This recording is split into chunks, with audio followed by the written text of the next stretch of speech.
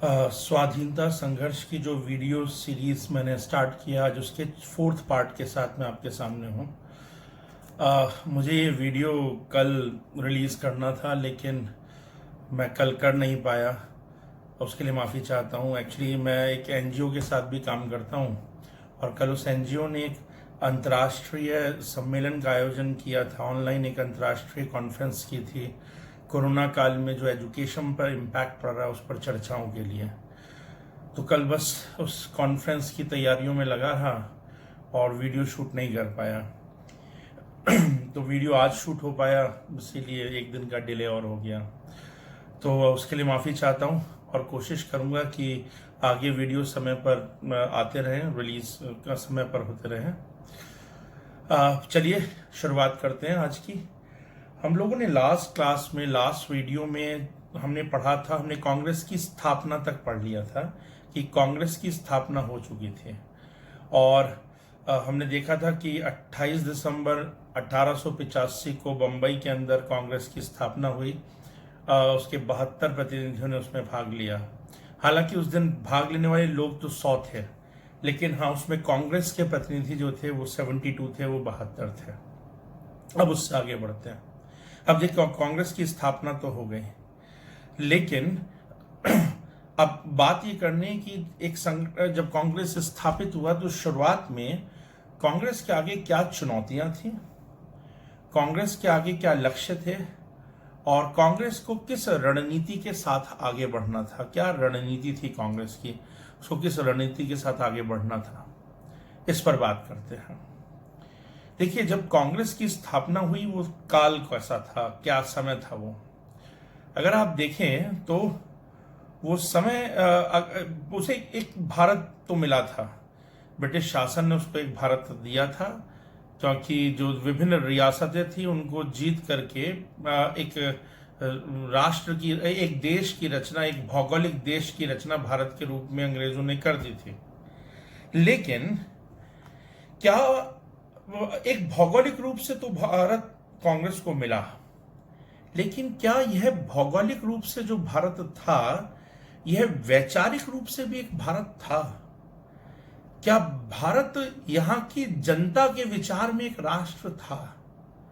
क्योंकि कुछ समय पहले तक भारत की जनता विभिन्न टुकड़ों में रह रही थी, विभिन्न रियासतों में रह रही थी। वह जनता भारत की जनता तो थी ही नहीं। वह जनता या तो गुजरात की जनता थी, या पंजाब की जनता थी, या कश्मीर की जनता थी, या अवध की जनता थी, या मराठों की जनता थी, या राजपुताना रियासतों की, मेवाड़ की, मारवाड़ की, इनकी जनता थी, हैदराबाद की जनता थी। वह जनता भारत की जनता कहाँ थे? क्योंकि उसने कोई भारत जैसी संकल्पना तो कर ही नहीं रखी थी, क्योंकि ये रियासतें तो आपस में राष्ट्रों की तरह से लड़ा करती थी। तो इसलिए भौगोलिक रूप से जो भारत बना, अंग्रेजों का भी ये मानना था कि ये देश एक नहीं हो सकता, क्योंकि ये देश भौगोलिक रूप से भले ही एक हो गया हो, पर इस राष्ट्र की जनता एक नहीं है। यह देश राष्ट्र की तरह से बिहेव नहीं कर रहा, उसकी तरह से व्यवहार नहीं कर पाएगा। तो सबसे पहली चुनौती जो कांग्रेस के आगे थी वो थी कि भारत के अंदर एक राष्ट्रवादी भावना की वृद्धि करना, एक नेशनलिस्टिक बिहेवियर लेकर के आना।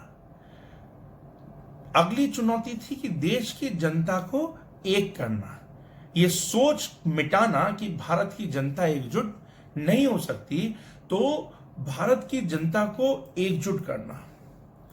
अब ये एक बड़ा कठिन काम था, एक कठिन चुनौती तो थी कांग्रेस के पास शुरुआती दौर में, जब वह 72 सदस्यों के साथ बनी थी तो ये चुनौती थी, क्योंकि भारत को एक राष्ट्र में बदलने के लिए बहुत सारे विशेष प्रयासों की आवश्यकता थी, क्योंकि विभिन्न प्रकार के लोग थे, उनके अलग अलग महत्वाकांक्षाएं थी, उनके अलग अलग लक्ष्य थे। उन सारी जनता को एक समान लक्ष्यों से बांधना एक बड़ी चुनौती थी। इसके साथ ही बहुत जरूरी था कि एक राष्ट्र के एक हिस्से की जनता को दूसरे राष्ट्र के दूसरे हिस्से की जनता से जोड़ा जाए, न केवल जुड़ा जाए बल्कि ऐसा माहौल तैयार किया जाए कि महाराष्ट्र की जनता जो है कलकत्ता या बंगाल के मुद्दों पर अपनी चिंता व्यक्त कर रही है, बंगाल की जनता पंजाब के मुद्दों पर अपनी चिंता व्यक्त कर रही है, तो उस तरीके के प्रयास करना तो एक बहुत बड़ी चुनौती उस दौर में कांग्रेस के सामने थी। अब इसके लिए एक समाधान, यहीं पर मैं वो भी बात करता रहूं कि कांग्रेस की रणनीति क्या रही, तो इसके लिए एक समाधान खोजा गया।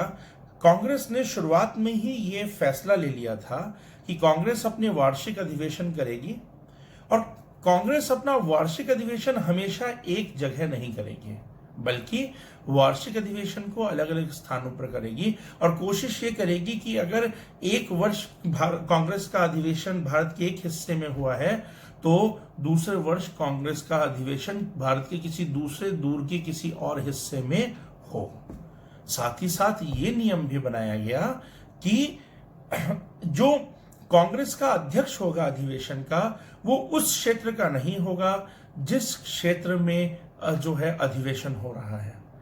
इसका मतलब कि अगर सपोज बंगाल में, अगर हम उदाहरण के तौर पर लें तो कांग्रेस के पहले अध्यक्ष थे WC बनर्जी जो कि बंगाली थे, लेकिन और अधिवेशन हुआ महाराष्ट्र में बंबई में। उसके बाद कांग्रेस का जो दूसरा अधिवेशन हुआ वो हुआ कलकत्ता में, और उसके जो अध्यक्ष थे वो थे दादा भाई नौरोजी। तो इस तरीके से अगर हम देखें तो, और दादा भाई नौरोजी गुजरात के थे, तो इस तरीके से अगर बंगाल की जनता को बात करनी होगी तो एक गुजरात के व्यक्ति को अपना अध्यक्ष मान करके उससे अपनी बात कहनी होगी, और एक गुजरात का अध्यक्ष बंगाल की समस्याओं को सुन रहा होगा, और एक बंगाल का व्यक्ति महाराष्ट्र के अधिवेशन में अध्यक्ष बन के महाराष्ट्र के लोगों की बात सुन रहा होगा। इस तरीके से कोशिशें की गई कि भारत एकजुट हो, भारत के विभिन्न हिस्से आपस में संपर्क स्थापित करें। दूसरा जो बड़ी चिंता थी वो ये कि कांग्रेस के मंच से जनता को जोड़ा जाए, ज्यादा से ज्यादा जनता को कांग्रेस के मंच से जोड़ा जाए, तभी तो वह जन आंदोलन खड़ा कर पाएगी। तो जन आंदोलन खड़ा करने के लिए जनता होनी चाहिए। तो अगला जो ये चिंता थी इसको दूर करना था, और इसीलिए शुरुआती दौर में कांग्रेस ने ऐसा कोई मुद्दा नहीं उठाया जिस पर वाद विवाद हो, या जिस पे विवाद के विषय हो, या जिस पर जनता के सभी पक्ष आकर के एकजुट ना जुड़ सके। और इसीलिए ये सवाल जो आता है कि कांग्रेस ने शुरुआती दौर में सामाजिक धार्मिक आंदोलनों से दूरी बनाकर क्यों रखी, तो उसका उत्तर यही है, कांग्रेस किसी विवाद में शुरुआत में नहीं फंसना चाहती थी, और उस समय सामाजिक धार्मिक सुधार आंदोलनों को लेकर के समाज के बहुत बड़े वर्गों के विरोध भी हुआ करते थे। तो कहीं ना कहीं कांग्रेस उन आरोप प्रत्यारोपों या उन विरोधों की राजनीति का हिस्सा भी हो सकती थी, और जनता के सभी वर्ग उसके साथ नहीं जुड़ते। इसलिए कांग्रेस ने अपने आप को इन सामाजिक धार्मिक सुधार आंदोलनों से शुरुआत में अलग रखा। इनफैक्ट फैसला ये लिया गया, अगर हम देखें कि 1888 के अंदर कांग्रेस में ये फैसला लिया गया कि अगर कोई मुद्दा ऐसा है जिस पर अगर जो है हिंदू समुदाय या मुस्लिम समुदाय का बहुमत के सदस्य अगर उस मुद्दे के समर्थन में नहीं है, या वह नहीं चाहते कि यह कांग्रेस का मुद्दा बने, तो उसको कांग्रेस का मुद्दा नहीं बनाया जाएगा।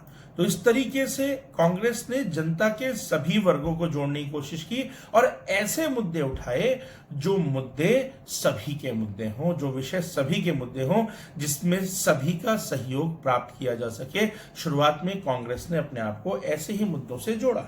इसीलिए अगर हम देखें तो प्रथम अधिवेशन में अगर हम कांग्रेस की मांगों को देखें तो मांगे क्या क्या थी। पहले अधिवेशन की कांग्रेस की मांगे देखें तो उन्होंने कहा, पहले अधिवेशन में मांगे थी कि इंग्लैंड और भारत में ICS की परीक्षा साथ साथ कराई जाए, इंडियन सिविल सर्विसेज की परीक्षा साथ साथ कराई जाए, भारतीय सिविल सेवाओं के अंदर इंडियंस की प्रतिशतता को बढ़ाया जाए, ज्यादा से ज्यादा भारतीयों को मौका दिया जाए, तब भारतीयों को मौका उसमें कम मिलता था। अगली एक मांग इसमें रखी कि विधायी परिषद में सुधार किया जाए। टोटल 9 मांगे रखी थी, मैं कुछ महत्वपूर्ण बता रहा हूं कि विधायी परिषद में सुधार किया जाए और निर्वाचन के सिद्धांत को अपनाया जाए, यानी कि अंग्रेज अपने मनमाफिक जिसको नॉमिनेट करना चाहे विधायिका में नॉमिनेट कर सके, ऐसा ना हो, बल्कि निर्वाचन व्यवस्था, इलेक्शन सिस्टम को इंडिया में लाया जाए और इंडिया की लेजिस्लेचर के अंदर इलेक्टेड लोगों को भेजा जाए। ये एक डिमांड उन्होंने रखी। साथ ही साथ सैन्य खर्चों में कमी लाई जाए, क्योंकि ऐसा दिखाया गया कि अंग्रेज भारत के विकास के पैसे को सेना पर खर्च करते हैं, अपने युद्ध लड़ने पर खर्च करते हैं, तो सैन्य खर्चों में कमी लाई जाए, ये एक मुद्दा उस समय उठाया गया। और उस समय बर्मा पर 1885 के आसपास बर्मा पर चढ़ाई करने का प्लानिंग ब्रिटिश की चल रही थी, उसका भी विरोध जो है वो इस अधिवेशन के अंदर किया गया। तो इस तरीके से अगर आप मुद्दे देखें तो वो ये ऐसे मुद्दे हैं जो समाज का हर वर्ग उन मुद्दों के साथ शामिल हो सकता है। कोई भी ऐसा कंट्रोवर्शियल मुद्दा जो है कांग्रेस ने उस दौर में नहीं रखा। हालांकि यही कांग्रेस जब गांधी जी के नेतृत्व में 1915 के बाद जाएगी तो यह खुलकर के सामाजिक और सुधार आंदोलनों को, धार्मिक सुधार आंदोलनों को, जातीय सुधार आंदोलनों को उठाएगी, वो सब उठाएगी। लेकिन अभी कांग्रेस ने अपने आप शुरुआती दौर में इससे दूरी बनाकर रखे। इसके साथ ही कांग्रेस का एक और भी उद्देश्य था, वो ये कि पहले भारत की जनता को यह एहसास दिला सके हैं कि जो उपनिवेशवादी ताकत है, जो ब्रिटेन है, वह भारत में भारत की जनता के हित में शासन नहीं कर रहा, बल्कि वो ब्रिटेन के हित में भारत पर शासन कर रहा है। ये समझाना बहुत जरूरी था, ये भरोसा जनता के बीच में दिलाना बहुत जरूरी था कि ब्रिटेन भारत में भारतीयों के शोषण के लिए जमा हुआ है, क्योंकि भारत शासित है और ब्रिटेन शासक है। वो भले ही कितना दिखाए, लेकिन अगर शासक शासितों से चुनकर नहीं आ रहा है तो शासक और शासित के एक से हित नहीं हो सकते, एक समान हित नहीं हो सकते। तो क्योंकि शासक और शासित एक से नहीं हो, उनके हित एक से नहीं हो सकते, तो फिर ब्रिटेन के और भारत के हित एक से नहीं है, बल्कि ब्रिटेन भारत का दुश्मन है। तो ये भरोसा दिलाने के लिए पहले बहुत बड़ा काम, बहुत बड़ा एक आंदोलन जो है वह एक लंबी कार्रवाई करनी थी।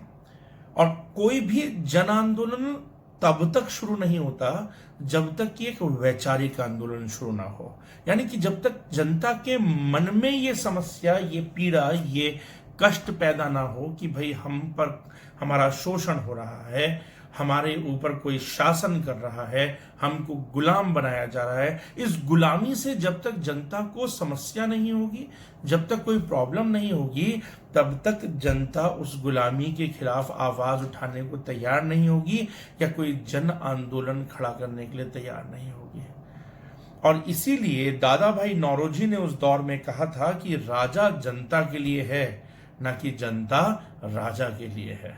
और अपनी इस बात से वह जनता को एहसास दिलाना चाह रहे थे कि भारत में उल्टा हो रहा है, भारत में जनता राजा के हितों के लिए कार्य कर रही है, ना कि राजा भारत की जनता के हितों के लिए कार्य कर रहा है। इसके साथ ही साथ अगर हम देखें तो जनता को यह एहसास होना चाहिए कि जो भारत की समस्याएं हैं, जो भारत की आर्थिक समस्याएं हैं, उनका कारण ब्रिटेन है। और इसके लिए कांग्रेस के शुरुआती नेताओं ने काफी प्रयास करे, काफी लेख लिखे, और अगली क्लास में हम पढ़ेंगे धन निर्गम का सिद्धांत, तो धन निर्गम का सिद्धांत भी दिया। शुरुआती दौर में कांग्रेस के आगे एक और लक्ष्य था, और वो था राष्ट्र को एक राष्ट्र नेतृत्व देना। भारत के अलग अलग हिस्सों में अलग अलग नेतृत्व थे, उन सारे नेताओं को एक मंच पर लाना, जो कि कांग्रेस लाई, और उनको एक नेतृत्व देना, पूरे भारत को एक नेतृत्व देना। तो नेताओं की एकता आपस में लेकर के आना, ये भी एक बड़ी चुनौती थी, क्योंकि अलग अलग नेता अलग अलग ढंग से जो है सोचते थे। तो इसलिए अगर हम देखें तो शुरुआती दौर में कांग्रेस ने भले ही अगर हम देखें तो अंग्रेजों के विरुद्ध कोई सांगठनिक आंदोलन ना छेड़ा हो, पर उन्होंने अंग्रेजों के खिलाफ भारत में एक वैचारिक आंदोलन जो है वो प्रारंभ कर दिया था। और इसी की दिशा में जो है कांग्रेस के नेता प्रयास कर रहे थे। और शुरुआत में क्योंकि इतनी बड़ी चुनौतियां कांग्रेस के नेताओं के सामने थी, इसलिए शुरुआत में उन्होंने अंग्रेजी शासन को ना तो कोई चुनौती दी, ना ललकारा, ना उसके खिलाफ कोई आंदोलन खड़ा करने की कोशिश की, बल्कि उनके साथ बातचीत से, उनके साथ जो है याचना करके, उनके आगे एप्लीकेशंस भेज करके, उनसे चर्चा विचार विमर्श करके, लेख लिख करके, इन सब तरीकों से उन्होंने जनता को एकजुट करने की कोशिश की और अपनी आवाज ब्रिटिश शासन तक पहुंचाने की कोशिश की।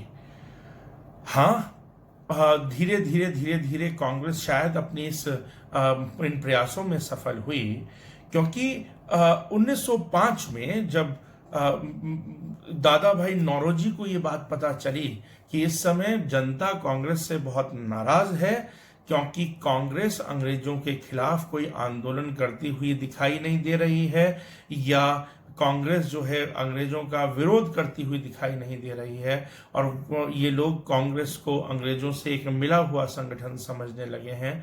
तो यहाँ पर दिनशा वाचा को 1905 में दादा भाई नौरोजी एक पत्र लिखते हैं और कहते हैं कि आज हम सफल हो गए। तो वैसा क्यों कहते हैं? क्योंकि इसी उद्देश्य से तो कांग्रेस बनाई थी कि जनता के अंदर समस्या पैदा हो, जनता में कष्ट पैदा हो, जनता को एहसास हो कि अंग्रेज भारत में भारतीयों के हित के लिए नहीं है, अंग्रेज भारत का शोषण करने के लिए भारत के अंदर है। तो इसलिए जो है ये जब विरोध के स्वर आने शुरू हुए कांग्रेस के खिलाफ, यानी कि जनता में से कुछ वर्ग अभी अपेक्षा करने लगे थे कि अब कांग्रेस को अंग्रेजों के विरोध के लिए कुछ प्रयास करने चाहिए, तो ये वो दादा भाई नौरोजी की खुशी का कारण भी बना। भले ही उनकी आलोचना हो रही हो, पर इससे उनको खुशी मिली। तो ये तो वो शुरुआती दौर था जिस शुरुआती दौर में कांग्रेस इन चुनौतियों का सामना कर रही थी। तो अगर हम समराइज करें कि शुरुआत में कांग्रेस के मुख्य उद्देश्य क्या थे, ये प्रीलिम्स में भी क्वेश्चन आ जाता है, मेंस में तो आता ही है, लेकिन प्रीलिम्स में क्वेश्चन आ जाता है कि शुरुआत में कांग्रेस किन लक्ष्यों के साथ आगे बढ़ रही थी। तो एक तो उसे भारत में मुख्य आंदोलन के लिए एक मुख्यालय स्थापित करना था, तो कांग्रेस के रूप में वह मुख्यालय स्थापित हुआ। दूसरा, अगर हम देखें तो देश के विभिन्न हिस्सों के राजनीतिक नेताओं को, राजनीतिक कार्यकर्ताओं के बीच में एक मैत्रीपूर्ण संबंध, एक फ्रेंडली रिलेशनशिप को डेवलप करना था और उन सबको एक मंच पर लेकर के आना था। तीसरा उद्देश्य था कांग्रेस के मंच से ज्यादा संख्या में जनता को जोड़ने का प्रयास करना, जनता को जोड़ना।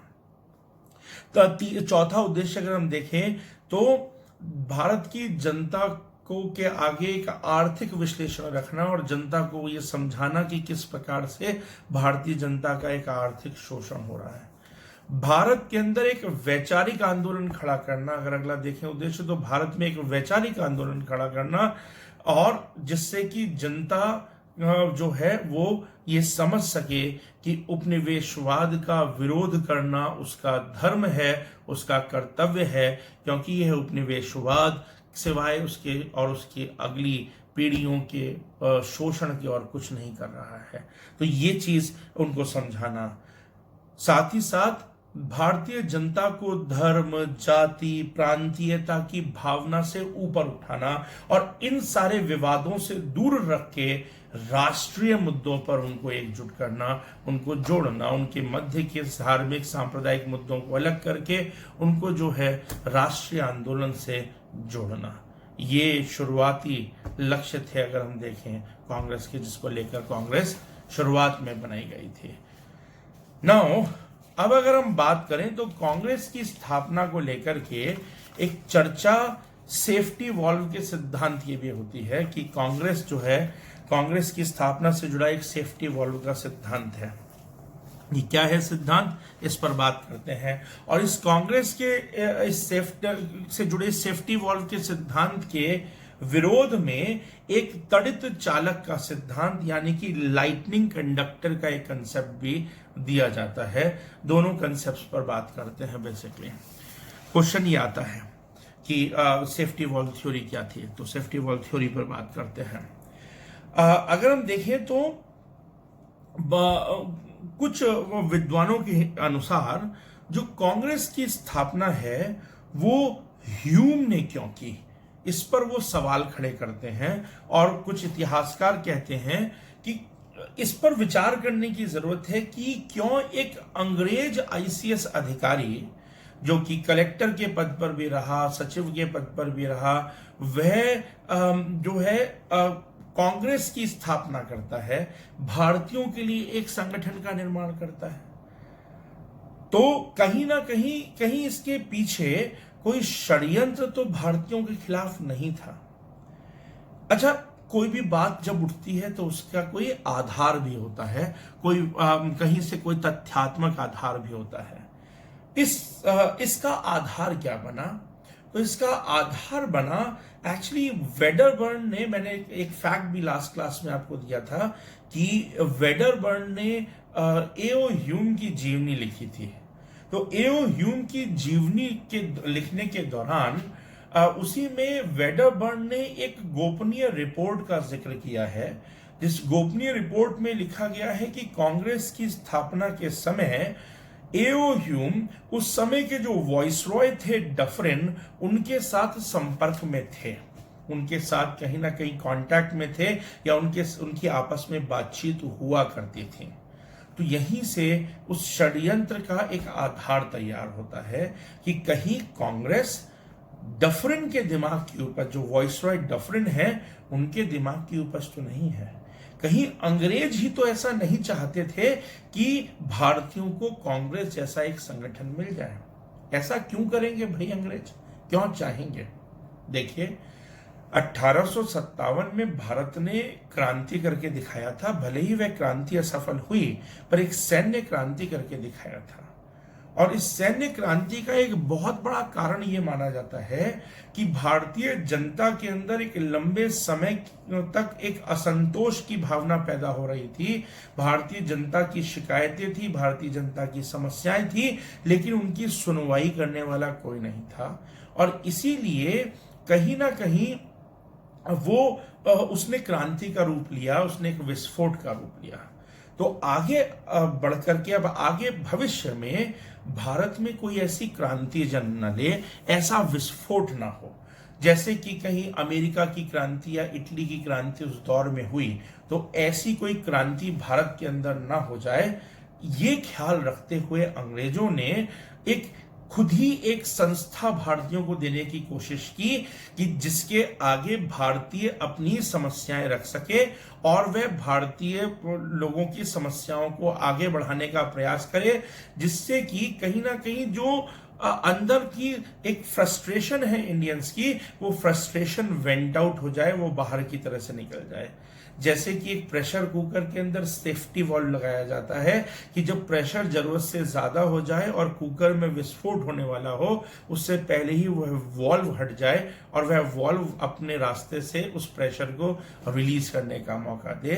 तो क्यों ना कांग्रेस के रूप में एक संस्था खुद भारतीयों को अंग्रेज दे दें और वह अंग्रेजों का विरोध होने से पहले ही कुछ बातें अंग्रेजों तक पहुंचा दे और अंग्रेज उन बातों को दूर करके, उन समस्याओं को दूर करके जो आंदोलन है वह खड़ा ना होने दें या विद्रोह जो है उसकी नौबत ही ना आने दें।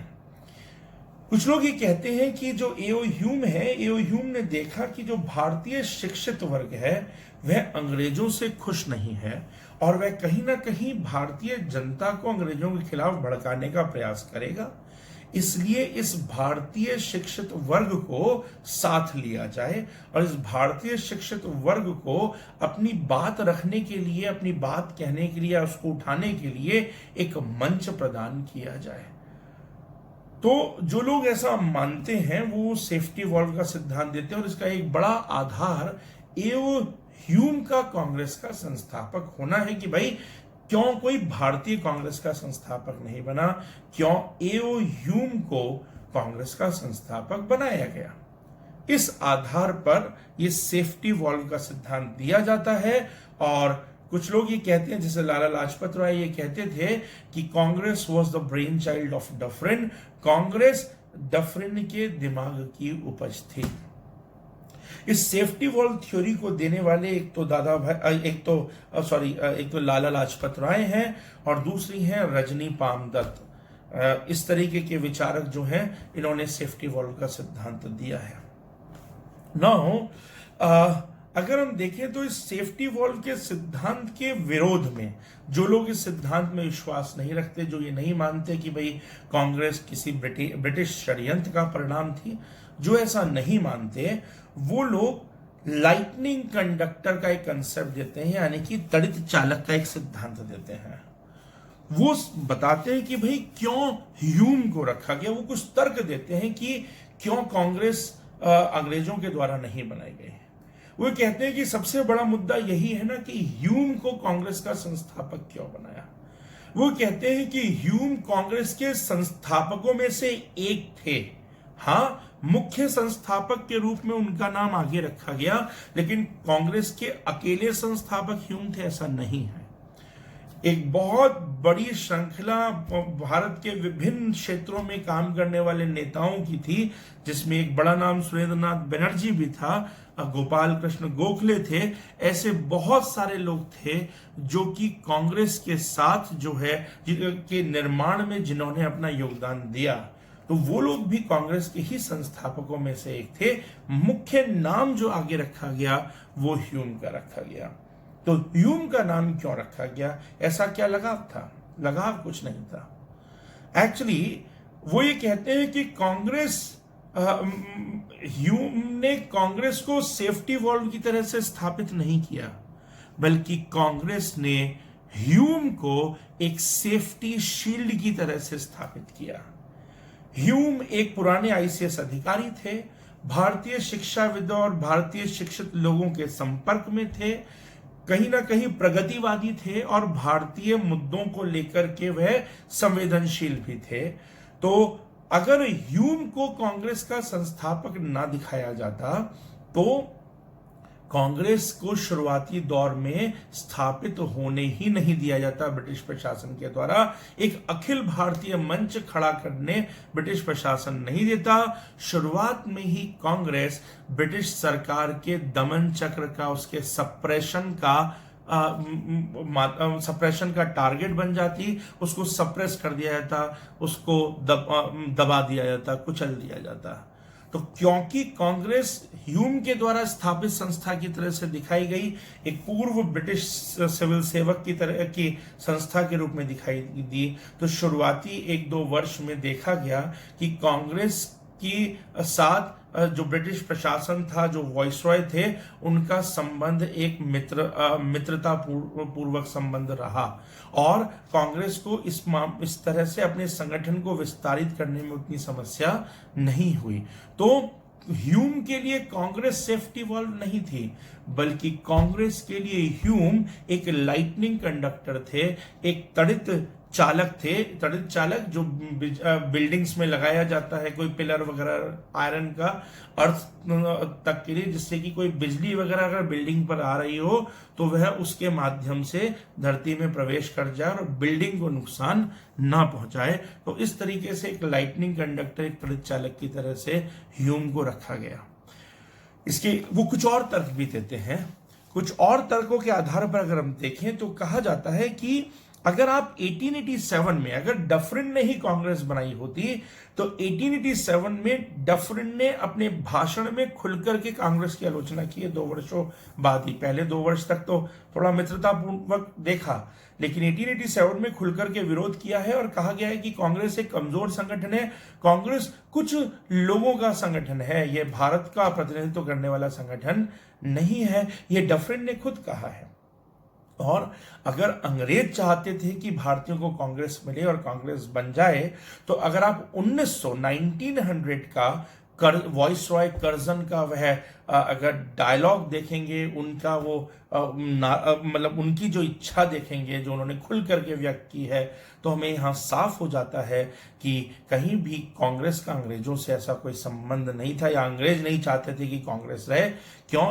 क्योंकि खुद कर्जन ने 1900 में ये कहा कि कांग्रेस अपने पतन की ओर बढ़ रही है, और यह मेरा सपना है कि मैं कांग्रेस की शांतिपूर्ण मृत्यु खुद देखूं। तो जब कर्जन 1900 में कहते हैं कि मैं खुद चाहता हूं कि कांग्रेस की शांतिपूर्ण मृत्यु देखूं और उसमें सहयोग करूं, कांग्रेस की मृत्यु में, कांग्रेस को समाप्त करने में सहयोग करूं, तो यहां से ये साफ हो जाता है कि अंग्रेज तो कम से कम कांग्रेस को नहीं चाहते थे, या कहीं उसके सहयोग में नहीं सोचते थे। साथ ही साथ अगर आप देखें तो कांग्रेस के संस्थापक जो है ह्यूम थे, लेकिन कांग्रेस के पहले अध्यक्ष WC बनर्जी थे। तो अगर एक ब्रिटिश कांग्रेस का संस्थापक था शुरुआत में, तो फिर जो है मुख्य संस्थापक थे, लेकिन कांग्रेस का पहला अध्यक्ष कोई विदेशी नहीं था, वह एक भारतीय व्यक्ति ही था। तो इस प्रकार एक ये लॉजिक दे करके कहीं ना कहीं तड़ित चालक के सिद्धांत के आधार पर सेफ्टी वॉल्व की थ्योरी का खंडन किया जाता है। बहरहाल अब क्या सच्चाई है, उस बात में कोई सच्चाई है भी या नहीं, डफरिन के उपज की, ये डफरिन के दिमाग की उपज थी या नहीं थी, ये इस पर अब इतना सोचने की बजाय अगर हम परिणाम देखें तो ये तय है कि कांग्रेस की स्थापना या निर्माण 1947 में कांग्रेस 1947 में भारत से ब्रिटिश शासन के समाप्त होने का आधार बनी। भारत में एक बहुत लंबा राष्ट्रीय आंदोलन चलाने का आधार बनी। तो भले ही कांग्रेस की स्थापना के पीछे षड्यंत्र था या नहीं था, लेकिन कांग्रेस की स्थापना की अंतिम परिणति भारत से ब्रिटिश शासन की समाप्ति के रूप में हुई, तो अंत तो उसका भला ही हुआ। तो आज का वीडियो भी मैं यहीं रोक रहा हूं, और अब इससे आगे के वीडियो में हम कुछ नए प्रश्नों पर बात करेंगे। जैसे कि जो अगले प्रश्न जिन पर अब हम विचार करेंगे वो ये कि नरमपंथी नेता कांग्रेस के, उनका चरित्र कैसा था, उन्होंने क्या हासिल किया और उनकी क्या कमियां रह गईं, कैसे थे गर्मपंथी नेता और क्या थी उनकी डिमांड्स, उनकी मांग, और क्यों कर्जन ने बंगाल का विभाजन किया, क्यों बंगाल का विभाजन किया गया, क्यों हुआ स्वदेशी आंदोलन। और आगे के वीडियो में देखेंगे कि क्यों हुआ कांग्रेस का पहला विभाजन और भारत के राजनीतिक इतिहास का पहला जूता कांड क्या था, उस जूता कांड पर भी चर्चा करेंगे। अब तो आए दिन हमारी राजनीति में जूता कांड होता रहता है, लेकिन पहला जूता कांड जो था वो भारतीय राजनीति का हुआ, तो वो क्या था उसको भी देखेंगे। साथ ही एक और सिद्धांत जो धन निर्गम का सिद्धांत है, उस पर अलग से एक सवाल आता है। ड्रेन ऑफ वेल्थ का जो कंसेप्ट है उस पर सवाल आता है, जो कि हमारे नरमपंथी नेताओं ने, जो मॉडरेट्स थे, उन मॉडरेट्स ने उसको स्टैब्लिश किया। तो मैं वीडियो के एंड में ड्रेन ऑफ वेल्थ पर, यानी कि धन निर्गम के सिद्धांत पर एक नोट भी ऐड कर रहा हूं, अटैच कर रहा हूं, उसको एक बार पढ़ लीजिएगा। कल उस पर जब अगला वीडियो आएगा तो उस पर हम डिस्कशन करेंगे। तो इन सब सवालों के साथ आपको छोड़ रहा हूं, इन सवालों पर सोचिएगा और मिलते हैं अगले वीडियो में।